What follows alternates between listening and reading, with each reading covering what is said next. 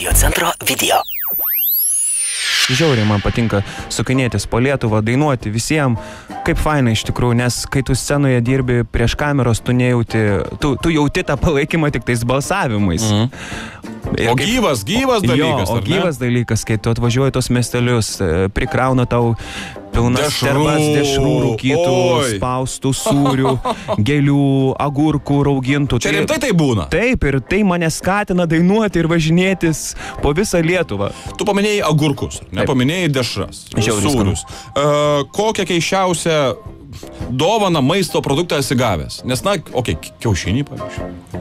Bet tikrai kaimiškai. Kiaušinių, reikėtų, šį savaitgalį tikiuosi gausiu kiaušinių. Ne iš kiaušinių, o kiaušinių. Keiščiausia dovana, kurią tu esi gavęs po koncerto metu? Keiščiausia dovana, tai, o Dieve, jų buvo įvairiausių. Tai sakyk įvairiausias tuomet. Galbūt ką tik iškeptas kugelis. Rimtai? Taip. Ant lėkštės? Ne ant lėkštės, ten buvo tokia maindelėje plastikiniam. Dieve, tu mano, kaip tave myli tauta. Jo, ir su padažais visais. Tai praktiškai nereikia rūpintis maistu, nes tu jau važiuoji į Kulvą ir žinai, kad tu ten būsi sočiai pamaitintas, ar ne? Tai aš dar kartą pasikartosiu. O kaip tu negali aplankyti tokių šiltų, nuostabių žmonių, kurie, supranti, taip dar tave ir apdovanoja. Nepaisant to, jie balsuoja, leidžia savo pinigėlius ant tų balsų ir man kitą kartą taip gaila ir tie balsai ne visada būna labai pigus, bet žiauriai, aš turiu jiem atsidėkoti po visų šitų laimėjimų, aš kiekvieną kartą darau tuos turus kaip padėką žmonėms. Žodžiu, atvyksta Ruslanas į jūsų miestelį, būkit dėkingi, maloningi, eikit į jo koncertus ir neškit maisto.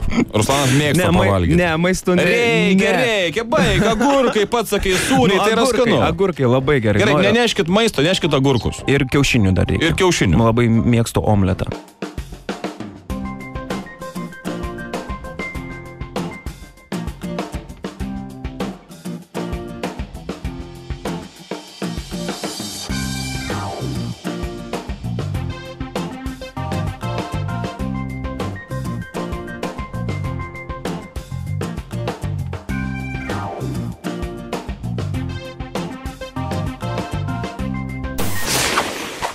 Įsijunk gerą nuotaiką. Radio centras.